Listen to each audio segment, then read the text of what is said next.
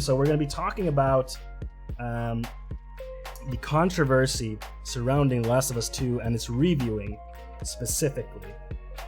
So I'm gonna use this Polygon article as a jumping off point. I'm gonna read this through, and then we're gonna discuss it, and I'm gonna give you my hot take on the topic. So this is written by one Patricia Hernandez of Polygon. The Last of Us Part 2 has become a minefield. Devs, critics, and fans butt heads over one of the year's biggest games. By all accounts, The Last of Us Part 2 is a smashing success.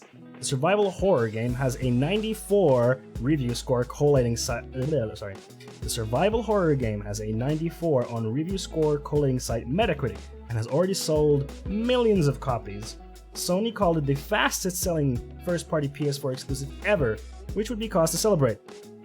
Except for the fact that merely discussing the game has become, within large swaths of the video game community, toxic. It's exhausting. So for those of you who are not familiar with Metacritic, a 94 on Metacritic is very, very high score. It's extremely hard to get a 94 on Metacritic. That puts The Last of Us in Part 2 in the best games out there ever on Metacritic. On Metacritic, so not like this is an objective. So Metacritic collates reviews from across the web and gives it a score. It's not perfect, but it is a system. The dour stage was set before release when part of the game leaked online. So The Last of Us Part 2, some of the story leaked online I think it was a month or two before the game launched, roughly so. Sony, the game's publisher, said it had identified the people responsible, but not before some of the game's biggest twists had been made public. Upset by some of the story beats revealed in the leak and the game's LGBTQ representation, some bigoted reactionaries began a campaign to spoil the experience for others. We know how certain parts of the gaming community is, so, the usual SJWs ruining my videos. Why do they have to make it political? People got really angry. One of them got into my DMs on Twitter, which was really funny. This person messaged me completely out of the blue, and yeah, so certain unsavory parts of the video game community got very, very angry because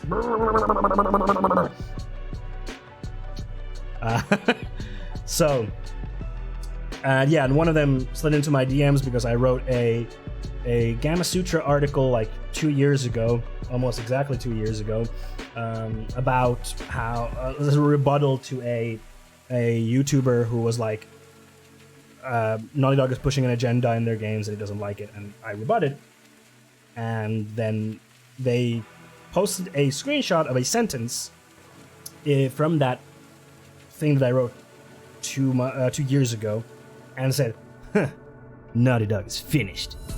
Essentially, that's what they were saying.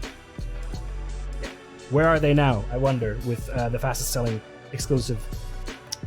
Anywho, it was one of the worst days of my life when the leak happened, Neil Druckmann, co-director of The Last of Us Part 2, said in a YouTube interview with Kinda Funny.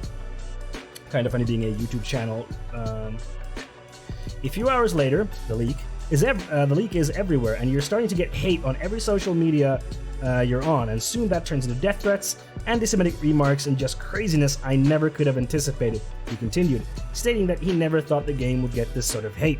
It's still visible on social media, where top replies to nearly anything from Naughty Dog will include responses like, the game is straight garbage. It seems unlikely that these opinions are coming from people who have actually played the game, given that it's impossible to explain how The Last of Us Part 2 could have racked up hundreds of negative user reviews on Metacritic immediately after launch. Yeah, this also happened. It got review bombed on the user score side of Metacritic immediately when it came out, which is, of course, extremely sus. Or suspect. Discussion about the survival horror game was also hampered by unusually restrictive embargo guidelines. This is one of the points I want to discuss, which includes sentences like, do not include any beat-by-beat descriptions of pivotal narrative or cutscene moments, and do not reveal the fate of any character or the inciting event. This prevented websites from discussing any specifics of the game's story, which was tricky considering that the game reveals something surprising within the first 2 hours that impact the remainder of its 20 to 30 hour journey. Curiously, at least one website, GameSpot, not to be confused with GameStop, the brick and mortar store, actually published 2 reviews, one without spoilers and one that dove right into those details. So,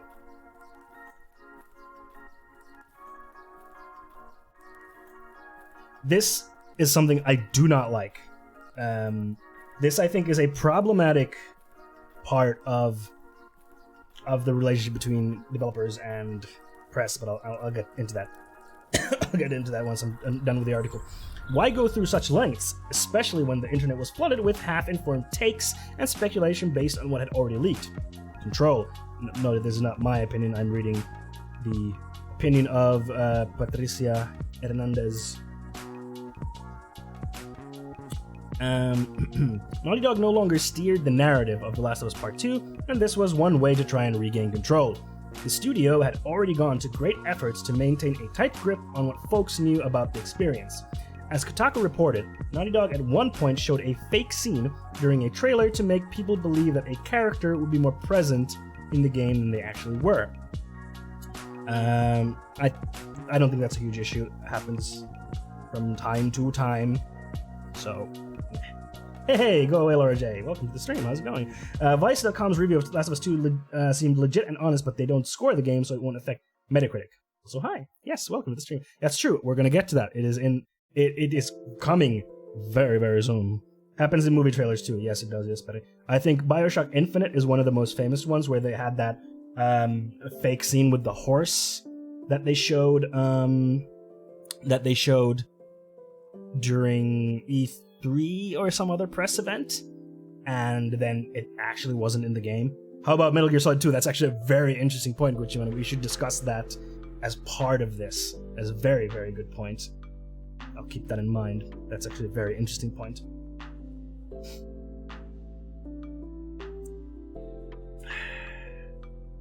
Sometimes stuff gets cut or trimmed. It happens, exactly. Well, sometimes... No, but anyway, I'm gonna get back to that. The vibe around the game hasn't gotten much better since then. On June 12th, Vice published its review of Last of Us Part 2, in which critic Rob Zacny, if I'm saying that right, said that while the game had memorable moments that made for great spectacle, he was less taken with the story and characters. Nobody ever reconsiders their quest for vengeance, Zacny wrote, and everyone acts under a kind of vindictive compulsion that goes little remarked and unexamined. Zacny went on to describe the game's message as complacent, full of oppressive bleakness and violence. I would agree with that. That is a very, very good point. At least so far that I've played some 20 hours of the game. I think that's a very fair take. While the vast majority of reviewers have lavished The Last of Us Part 2 with all sorts of praise, a handful of outlets, Polygon included, have been slightly more critical of the blockbuster game. According to Zacny, Vice's review prompted a Sony representative to reach out on behalf of Naughty Dog, and this is the part where things start to get extremely not cool in my books. They felt some of the conclusions I reached in my review were unfair, and dismissed some meaningful changes or improvements, Zacny told Polygon over Twitter messages.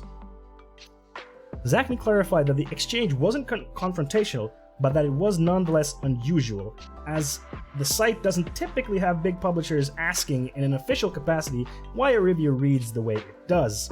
Such things can happen, of course, though often with smaller developers or from publishers who have spotted a factual error in a piece that they want corrected. I was happy to unpack a bit of my reasoning, however, and received a perfectly cordial message in response, Zacny said. Naughty Dog's PR team declined to comment on Polygon's inquiry about its exchange with Vice. This is super not good. Super not okay. But I want to read the whole thing because there's like a bunch of parts. On social media, responses from The Last of Us Part 2's creative team have gotten a bit more personal and public. Co-director Neil Druckmann has been hopping into discussions about the game to wag his finger at journalists who were making fun of a tasteless post that had compared The Last of Us 2 Part 2 to Schindler's List. Yeah, there was a famous, I forget which outlet it was that compared Last of Us Part 2 to Schindler's List. It was a very, very, in my opinion, like tacky comparison, and a lot of people made fun of it. Other developers like God of War's Cory Barlog closed ranks around Druckmann, going so far as to unfairly position dissenting opinion as an attempt to tear developers down. Ugh, bad look. Bad look. Extremely bad look. That was fucking hilarious. Yeah, dang it was. But as someone in the industry, it just makes it just it's so cringy. It's so cringy to write that shit. I just don't like it. It's just so it's so cringy. It's just it goes back to this whole like video games are just like movies, and it's like no, we're not like movies, and we should stop trying to get people to think of us like movies. We're not movies. We're a completely different medium with completely different aesthetics and everything. Perhaps this defensiveness was unavoidable. When Naughty Dog's leak first surfaced, plenty of game makers went on social media to express their disappointment that gaming outlets reported on it at all. I understand that frustration. Rather than seeing such a reportage as part of the job. It's news when one of the biggest games of the year has a huge leak months before release. News writers were positioned as betrayers who weren't on the side of the developers. That I don't agree with. Now that the game is actually out, the tension between the people involved with the game and members of the press has only become more noticeable.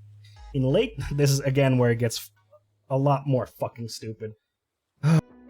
In late June, reporter and my former colleague Jason Schreier, who does some fucking excellent journalism in the games industry, tweeted out an innocuous and fairly broad hot take about the length of AAA games, a subject that is often topic of debate.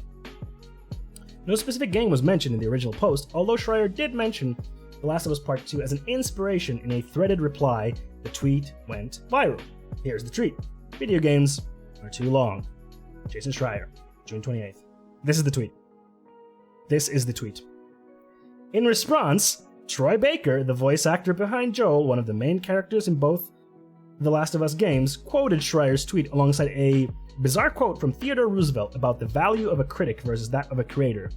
So I will read actually the whole thing. Troy Baker quote tweeted Jason Schreier's video games are too long.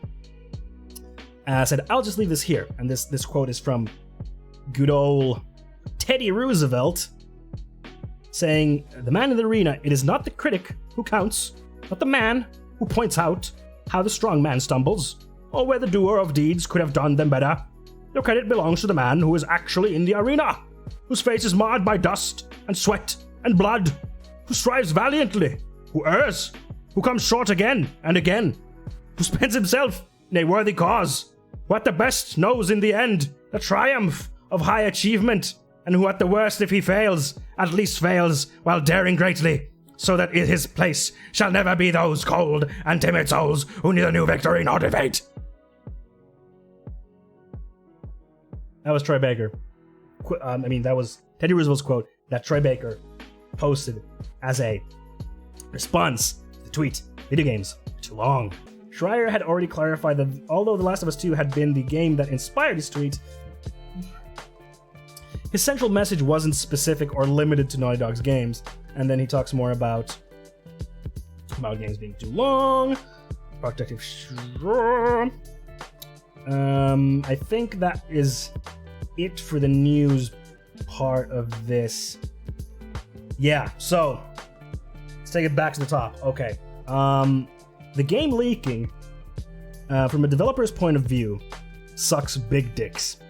That is like, objectively as a developer, that is very disheartening because a incomplete version that is not meant as a like look at the game leaks. It sucks because we haven't educated players to understand in development stuff. Like I think that is on the industry because we're such a young industry. People don't understand how game development works. We're not very transparent.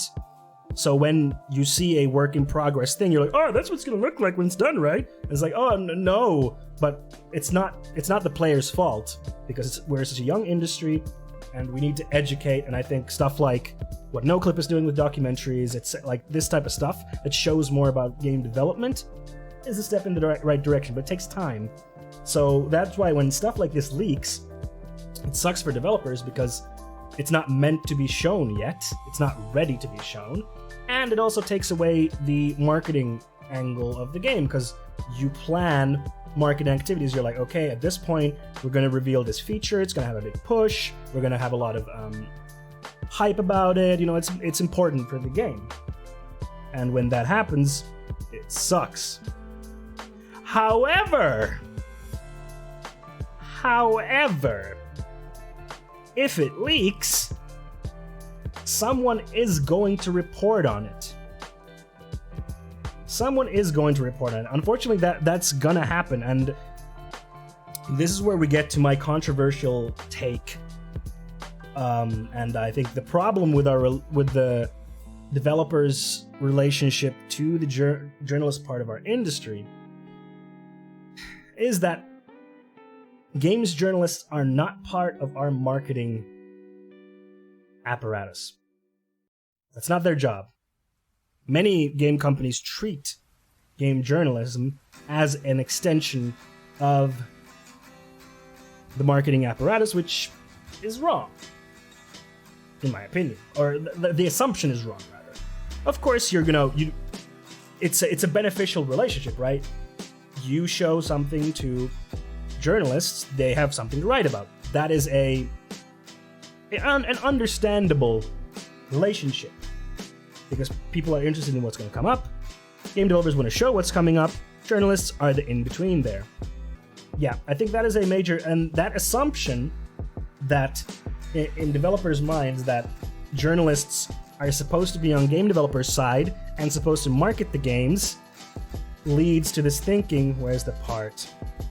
It leads to this problem where people think that if they talk about the leak, they're betraying us, which is like, no, they're not betraying us. They're doing their job. The leak is unfortunate and it fucking sucks, but journalists writing about it is not a betrayal of game developers. They don't, from the journalists, they don't owe us.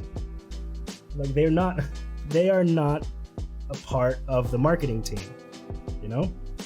They report. Of course, if reporting is done poorly or stuff, that can be called out, and that's fine. What's your take on embargoes? I'm gonna get to that, Laura. I will get to that. Yeah, calling those journalists like traitorous, or like traitors, or like they're working against developers. It shows this assumption, in my opinion, in many developers' minds, and especially in the marketing departments and PR departments' minds, that journalists are supposed to be an extension of the marketing, which they are not supposed to be.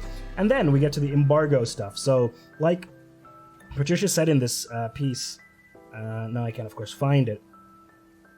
Why does Naughty Dog do this? Control, absolutely. Yeah, here it is.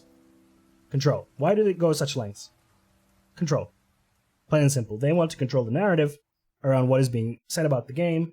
Partially also, they don't want people to get spoiled in reviews. I can understand that. But I think embargoes as a practice are generally good, because when you have an embargo, it's like, hey, typically, journalists will get the game X amount of days before it comes out. It varies based on the game, how big of a game it is, etc., etc. But journalists get the game usually before it comes out so that they can review it, write their piece, and then it's ready usually a week to a few days before the game comes out to get people hyped.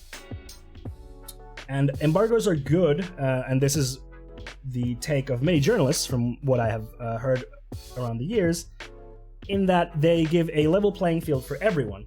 So, because if there's no embargo date, then basically everyone will rush to finish the game and rush to write the piece so that they can be the first to publish the review. Because if they're first, that means they get more traffic. So in that sense, I think embargoes are good because it levels the playing field for all reviewers. But doing this kind of stuff, saying do not include any this or that, do not reveal the fate of blah blah blah, I think that goes too far. I don't think developers have any right to say what reviewers should and shouldn't talk about, unless of course we're talking about a preview event where you have a preview of the game an event, say like E3. Well, bad example now because we're not having events, but you have like a preview build where you want to focus on some part of the game which is ready to show. Some parts maybe aren't so ready, so you say, hey, let's focus on these parts. That can also arguably be kind of seen as iffy, because then that again enforces the whole, hey, the journalists are part of our marketing apparatus thing, which is not necessarily good. But anyway, in that case, I think it is like okay to say like let's focus on these things. But for the actual review of the game, I don't think it's okay for Naughty Dog to be like, hey, do this, don't do this, don't do this, don't do this. I think maybe the reasonable thing that they could have done is say, hey, if you talk about spoilers, could you be careful? Could you warn your audience, for example? Because the only reason that asking them to do this that I can see okay is so that people don't get spoiled. But like this GameSpot review did, they had a non-spoiler one and a spoiler one, and then the reader can decide themselves which one they want to go into. That's fine. That's the reader's choice. Naughty Dog can't control the messaging so much. Like, that's not okay. Then the journalism just becomes an extension of marketing, and it's not journalism. It's just it's just marketing. And it's not like Vice or Polygon or any of these other sites get paid by Naughty Dog to do these reviews, although some parts of the gaming or the gamer sphere would have you think otherwise. No, they don't get paid by Naughty Dog to write reviews. No, they don't. Yes. So yeah, I think this stuff is not good. It belies very dangerous, or not dangerous, that's a bad word, but it belies very concerning features about the culture at Naughty Dog and Sony. I do not like this at all, and it gets worse. It is definitely, they want to control the message, they want specific things to be spoken about, and it's like, that's fine. I mean, I understand that desire. You put out a game, the weak parts of it very, very well, unless there's unforeseen bugs or stuff that you miss, which does happen. But by and large, the game developer will know what the shortcomings of the game are, and you're like, oh man, I hope it doesn't bomb because of that. So I understand, but to go this far, nope. And then to reach out to a publication to be like, hey, why did you write like that? Dude, no, this is not okay.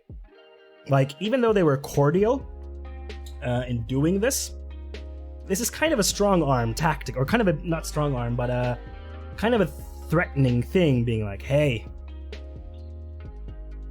the fuck did you mean by that?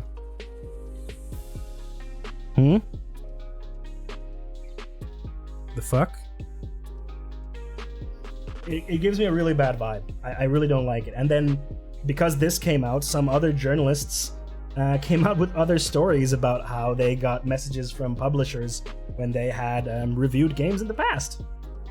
I don't like it. I really don't like it. It is, like, I can understand, like, an indie developer, a small team being like, we want to understand where you're coming from with the feedback. I can get that. Like, I can understand that. Or, like they mention here, that if there's a factual error, like right here, a factual error that you want to correct, that's completely fine. That's very acceptable to be like, hey, this is, this is not factual. Should be fixed, absolutely. But going to be like, hey, why did you write that, is like, it speaks to an insecurity. It speaks to an insecurity and desire to control, which I guess are very interlinked at Naughty Dog and Sony. Yokimbo, I suppose it's all the same to me if they embargo that stuff or force a spoiler sticker on the review. Obviously, though, they wanted to avoid people being spoiled at any cost because almost every trailer of this game is altered in a way that doesn't show things or characters that would make plot points predictable. Yeah, and I that's fine. That's like, I understand. They're like, hey, we really don't want people to get spoiled. That's fine. Ask the reviewers to be like, hey, can you please make it clear if you have spoilers in your review? But saying you can't cover this, you can't cover this, no, that's not the right way, in my opinion. Yeah, then, speaking more of this fear of insecurity and desire to control, this whole thing that there was this tweet from Jason Schreier, which is, video games are too long. This is the tweet. Which I agree with. Some video games are too long. Some AAA games are bloated. There's too much stuff in there. Cut some shit out. Make it shorter. I got a life. I'm busy doing shit like playing games on stream. Never mind that. I'm busy living, so I need shorter games. Sometimes. Not always. But sometimes. Some games are long and you're like, oh yeah, shit, it's great. Like, The Witcher is dense, but it's great. Or Breath of the Wild. It's great. Some games, there's fluff. And they can be shorter. And then for Troy Baker, Remedy's Control, main story perfectly. Very good one. Laura J, I highly agree. Control, perfect length. Perfect length, great game. Control. I haven't played the DLCs. Should play them. The fact that Neil Druckmann, the co-director of the game, is this about ethics in video game journalism? It kind of is. So it's more on the developer side, though. This is about ethics in video game development, I guess. But the fact that Neil Druckmann has been going into discussions on Twitter.com, the greatest website known to mankind, and I will not discuss this point, and wagging his finger at people who were snarkily making fun of the Last of Us Part 2 is like Schindler's List, which is a cringy comment. But the fact that he went there and was like, and then Cory Barlog, the creative director of God of War, comes around and says people are unfairly trying to take developers down by writing this type of stuff. Is like, whoa, Cory, but dude, why are you doing this? They're not trying to, like, this speaks to a kind of weird insecure mentality of like where he's like, criticism is seen as trying to tear developers down, which is a very scary, like, now I'm gonna say, like, this is, to me, shows a very scary culture within these creative studios. Like, these are people who are at the heads of the projects. Like, Cory Barlog is the creative director of God of War, which is a great game. Like, don't get me wrong, God of War is a super good game. Last of Us Part 2, really good game. Is it a masterpiece? Not in my opinion. Some people think so, some people don't. You know, opinions. I understand that both of these people poured a lot of heart into these games. They're very personal, they're very dear to them. But if this is how they react to feedback from outside to their game, I'm kind of afraid to see how they react to feedback and criticism within the studio. And yeah, I don't like the sound of that. And then Troy Baker comes in with like, hey, Jason, who is like, arguably Jason Schreier is one of the best journalists that we have in the industry. Like, honestly, Jason Schreier has done so much good investigative journalism within games. I don't always agree with him, but he's done some great work. Like Blood, Sweat, and Pixels is a great book. And for Troy to come in and be like, well, you don't make this stuff, you don't actually suffer, you just criticize. It's like, come on, Troy. Like, dude. What the fuck, man? His comment was, video games are too long. That's the comment! The comment is video games are too long. It's a very simple comment. Yes, it was prompted by Last of Us Part 2. And I kind of have to say, like, I'm 20 hours in and I'm kind of feeling... It's a very heavy game. It's a very heavy game to play. It's, like, thematically, it's super, super heavy. So I'm like, you might have some point there. Damn. Laura J, they put too much value on reviews. Majority of those, I'd speculate, who buy the game rely on gameplay trailers and past experience with franchise or studio. I agree. I think a lot of people don't read reviews. Like, a lot of people don't read them. They're like, oh man, Last of Us, it looks fucking amazing. I'm gonna buy that. I don't know who the fuck that was. That was a person. But yeah, Sniff, the inability to take criticism is a big yike. I agree. From a leader, that scares me. Especially from a leader. I agree, Sniff Bask. Yeah, so this, to me, this speaks to, like, the assumption in the industry that journalism in the games industry should act as an extension of our marketing departments, and if they go against the interests of the game as a product, they are betraying the developers, which is not true because the journalism part of the game industry is not beholden to developers. It is beholden to the players. And as such, it should keep their interests in mind. Can journalists do bad things and harm? Of course, absolutely. And we should hold them to account for that. But this ain't it, Chief. This ain't it. But yeah, this is a good, so it's made talking about the game exhausting. On the one hand, we have bigots trying their hardest to tear down the game for its inclusion of queer characters. Yes, this is actually something I really like about The Last of Us Part 2. Ellie is gay. Shocker, I know. Ellie is gay. Ellie's partner is bi. Also Jewish, which is it's a nice inclusion there, you know. That's nice. And of course, certain parts of the alt-rightier part of the gamer sphere will be like, fuck them, fucking anti-Semites. But really, yeah, it's really nice to see representation in a AAA flagship game. It's great, it's wonderful. And their relationship is a big part of the story. And that's great. On the other hand, we've got the people who actually made the game putting their figurative fists up.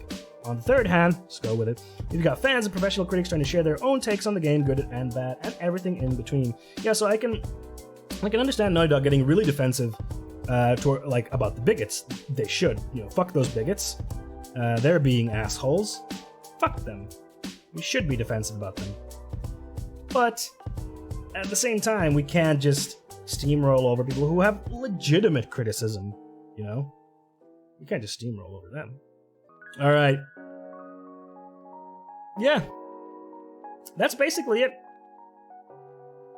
That's the conversation. I think games journalism is not a part of our marketing apparatus. We shouldn't treat it as such. We should be able to take legitimate criticism online and not jump in and be like, wag fingers, like, actually, you didn't understand.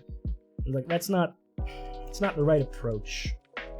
And to make sure I am not mischaracterizing Neil Druckmann's stuff when I'm saying wagging his finger, let's look at what he said. Because I don't want to mischaracterize him. So here's a screenshot that Neil had taken. I don't know who this person is. He's saying, one of the all-time bad gaming takes, printing this out and bronze it, in which Jeff Kanata, I don't know who that is either, is saying, in a medium where everything is John Wick, The Last of Us Part 2 is Schindler's List. And then the rest of the quote doesn't matter. But this is the famous quote, which is cringe. I don't like it, and it's not a great take. And then Bob goes on to say, truly, Ikaruga is the Ellie Weasel's Knight of Schmoops, which doesn't make any sense. And Pixelite Boat says, Wii Sports Resort is the Sophie's choice of sports games. And then Jason Schreier chimes in by saying, see, Bioshock's audio logs are a lot like Diary of Anne Frank 1 out of 37. You know, they're making fun of it. They're just making fun of it.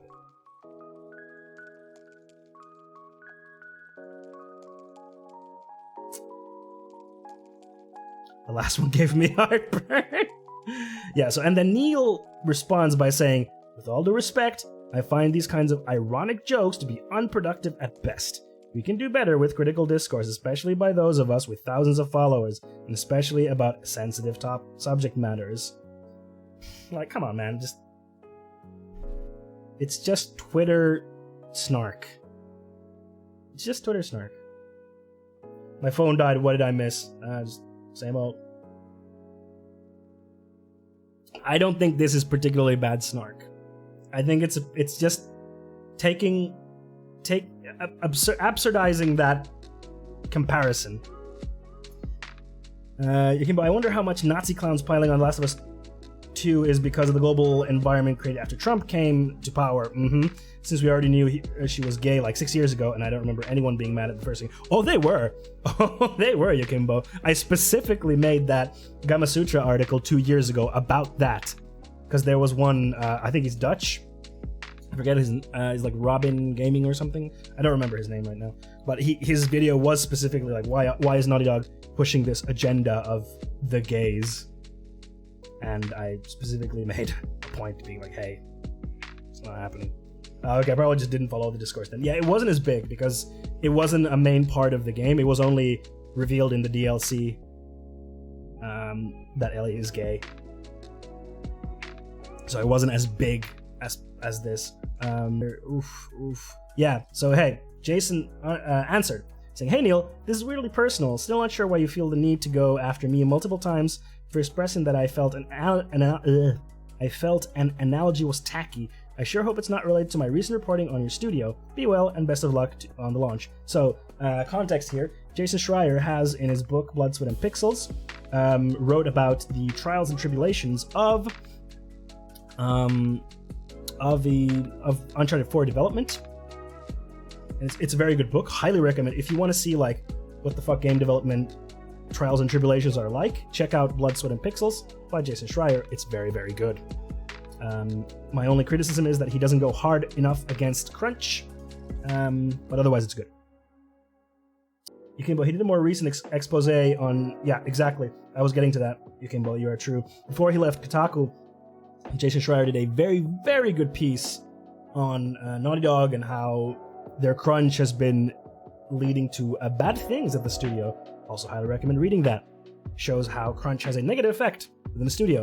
So that is what he's referring to there by his reporting on his studio, because, of course, those articles are not good for the studio, because they paint the studio in a negative light, because they show the truths of what is happening in a capitalist company like that, where the working class is oppressed.